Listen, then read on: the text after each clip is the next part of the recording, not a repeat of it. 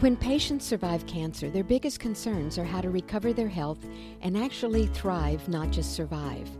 Our guest has lived this scenario and will bring us evidence-based research and clinical experience on what works after cancer. Welcome to Nutrition Edge on ReachMD. I'm dietitian Kathy King. My guest today is Dr. Lise Alschuler, past president of the American Association of Naturopathic Physicians and founding member and current president of the Oncology Association of Naturopathic Physicians. And she's a breast cancer survivor. Dr. Alschuler's book is titled The Definitive Guide to Thriving After Cancer, a 5-step integrative plan to reduce the risk of recurrence and build lifelong health. Lise, welcome to our program. Thank you. My pleasure to be here.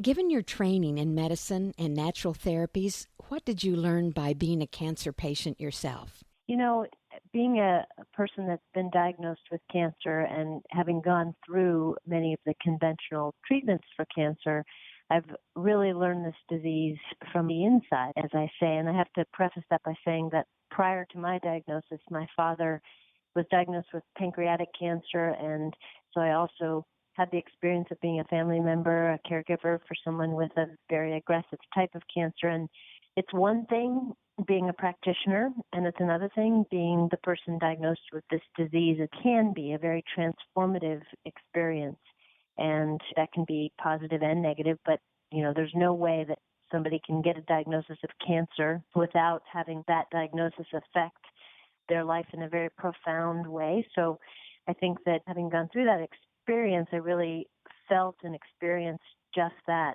And that's allowed me to hope to translate that experience into my clinical work with people. And it's really given me insight into the priorities that people have when they go through this disease and emerge from treatment. And my goal in all this, my goal for myself and my goal is, as a clinician for others, is to encourage health so that somebody can be a healthy person with cancer, a healthy person receiving chemotherapy, a healthy person receiving radiation, a healthy survivor, as I call it, a thriver.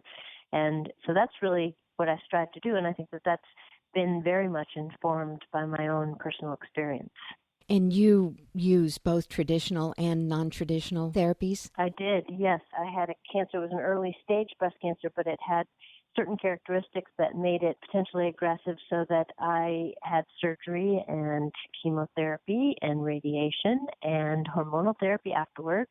And all of that was accompanied by lifestyle-based changes and support, as well as dietary supplements.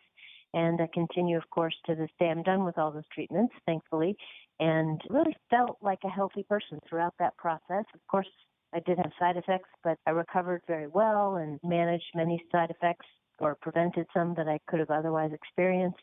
And now I continue to rely on my lifestyle changes and dietary supplement program to help reduce my risk of recurrence. I would like to get into that more. And in your book, you mentioned key pathways that a person needs to restore. Could you explain those and what they have to do with cancer? Yes, and I would like to actually start by just saying very clearly that I believe that it is possible through lifestyle to reduce our risk of cancer. There's some debate about this because of some research that has been done that demonstrates that cancer can be basically an accident, just a sort of a unpredictable genetic event. And that's somewhat true, certainly, but what is missing from that conclusion is that genetic accidents can be made themselves more or less likely depending upon the health and the signals that cells receive from their immediate environment. So when we talk about prevention, we're really talking about changing the terrain of our body in such a way that we can minimize the chance that a cancer is going to become mutated or cell is going to become mutated. So with that, I just want to make it clear that I believe that prevention is actually an important and legitimate path to follow. And with that in mind, then, there are several what I call superhighways of influence, things that have the most dramatic impact on the health, the cellular health, the tissue health of our body, to make our bodies less hospitable to cancer or to these chance mutations. And these 5 highways of influence are, and I'll just name them for the moment, our immune system, something called chronic inflammation, something that I call hormonal balance, insulin resistance, and then the 5th is digestion and detoxification. And these 5 pathways, really almost any strategy that we would have to lower our risk of cancer ends up impacting one or more of these pathways. So these pathways translate our lifestyle behaviors into something that's going to impact the health of our body in a way that ultimately will help prevent cancer. Would you take us through, and I know you have the 5-step integrative plan, would you take us through 2 of those, and here where we talk about enhancing your spirit and physical movement and what the research is showing about those 2 and how they impact cancer? Those are 2 very interesting ones. I'll start with spirit, which happens to be one of my favorites, and interestingly, something that's very important to people who've been diagnosed with cancer. And I don't necessarily mean religious, although certainly for some people their spiritual health comes through their religion, but people can have a very active and vital spirituality that's independent of organized religion, just to make that clear. Spirit is really about the way that we approach life. It's the meaning that we attach to life, and that translates in turn into physiological effects. Candace Pert was in many ways the originator of this concept, and she talked about the molecules of emotion, so that there are basically ways that our mood and deeper values actually translate into different biochemistry in our bodies. So some examples of how this works in cancer prevention are things like people who have regular feelings of gratitude have been found to have more stable DNA. When the DNA is more stable, it's less prone to mutations. And so that actually has been documented scientifically. We also know that people who are grateful tend to be happier and have less stress. And there's some very interesting research that has very clearly documented a path between the chemicals that are released when we're feeling stressed, either acutely or chronically, and those chemicals actually can stimulate the growth of cancer cells. So kind of rolling that back, what that means is that when we're grateful, we have more stable DNA, so our DNA is more resilient, plus we have less stress, which means we're reducing chemicals that can feed or promote cancer growth. So that's 2 examples. One, I'll give you one more just because this is a favorite topic of mine. When we have a sense of optimism, people who are optimistic have a couple things we know about this.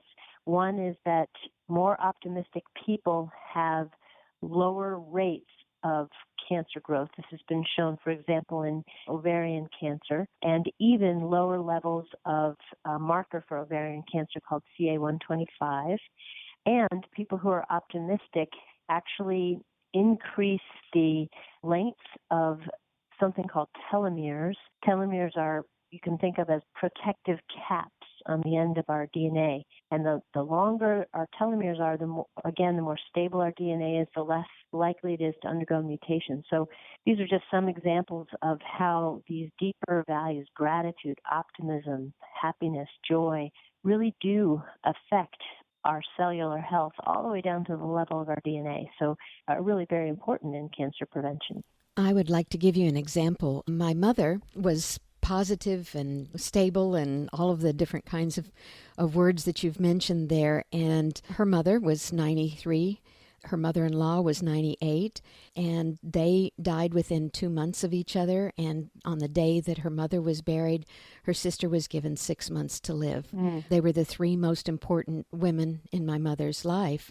And she broke out first with shingles, and in 4 months she had metastasized colon cancer to the lung.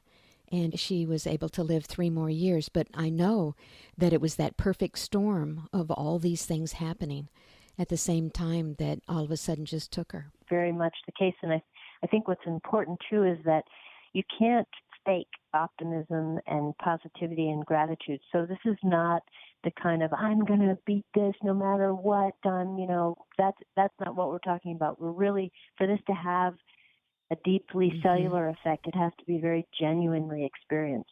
So like in the case of your mother, she genuinely felt connected to these women. She had a social network that meant a lot to her. It created a deep sense of wellness.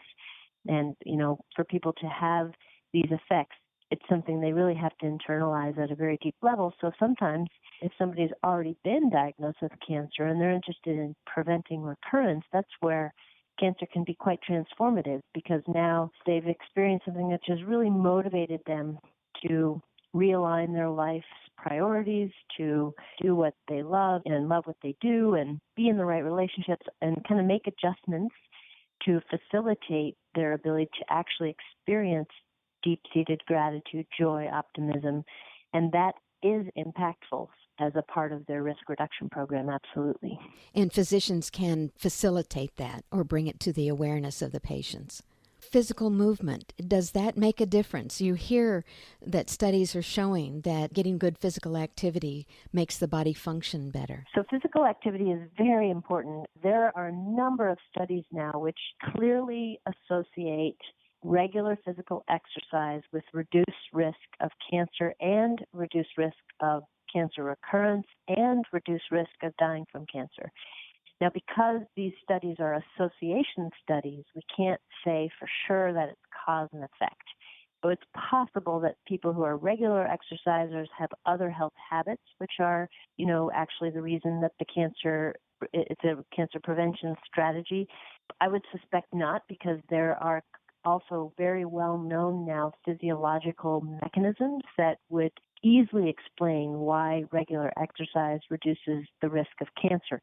We do know that, in addition, physical exercise absolutely improves quality of life for people with and without cancer. So for that reason alone, it's worth doing. But as a prevention strategy, I would argue that exercise may in fact be the most important or the strongest prevention strategy. So as I often tell my patients, if I was stuck on a desert island and I could only take one cancer prevention tool with me, it would be exercise. Above diet, above really anything else. Maybe, stress management comes in there. Exercise is just really critical for people with, for example, if you're looking at breast cancer or colon cancer, people who have been diagnosed with either of those diseases who become regular exercisers reduce their risk of recurrence on the order of about 50%. So that's a very significant effect. That's basically cutting their risk in half. And so you might be thinking, well, how much exercise do we have to do to get that risk reduction? And most of the studies define regular exercise as the equivalent of 30 minutes of moderately brisk walking 5 days a week, or said another way, 150 minutes of moderately brisk exercise a week. So that's actually very doable for most people. And what we know now is more is better, both in terms of quantity and in terms of intensity. So really, the way that I think about this is that depending on your physical capability and fitness level, starting, if you're not very active, to get that 30 minutes of moderately brisk walking in, or the equivalent of walking 30 minutes for 5 days every week, is great. And then once that's kind of in place, you want to constantly build in intensity and duration so that you're always at the edge of your fitness, so that you're always kind of pushing yourself a little bit harder. That's where you really start to see the benefits. You're listening to Nutrition Edge on ReachMD. I'm Kathy King, and I'm speaking with naturopathic physician and cancer survivor, Dr. Lise Alschuler, and we're talking about thriving after cancer. Lise, another of your core strategies is diet. What are your nutrition guidelines for your patients? So one size does not fit all. I want to make that very clear. But if I had to boil this down to a common denominator among all diets that have the most impact, it's to eat a plant-based diet. And the more plant foods, at least now they're saying 10 servings a day. So serving is a cup of raw or a half a cup of cooked, as many colors as you can get, because plants are full of cancer-fighting compounds. And the more variety of plant foods that you get into your diet, the better able you are to get that variety of that armamentarium really of cancer-fighting compounds. So the most important thing, plant-based diet, and along with that, it's really very important to minimize or to eliminate refined, processed, packaged foods because those have direct cancer-causing compounds in them, and they also will aggravate inflammation, depress immunity, some of those key pathways. So if I had to boil it down to just very simple 1-2, it would be that, more plants and less processed food. All right. What dietary supplements do you suggest and why? So dietary supplements are obviously something that needs to be individualized. So I want to make it very clear that really the best thing is for somebody to seek an integrative healthcare practitioner, naturopathic doctor, nutritionist, dietitian, integrative MD, etc. Somebody that can really have training in dietary supplements and to get an individualized plan. That being said, some supplements that are often universally appropriate would be things like vitamin D, and that's something that somebody should have their blood level tested, and if they're low, they need to be in at least adequate, if not optimal range for their vitamin D level. That's a very important one.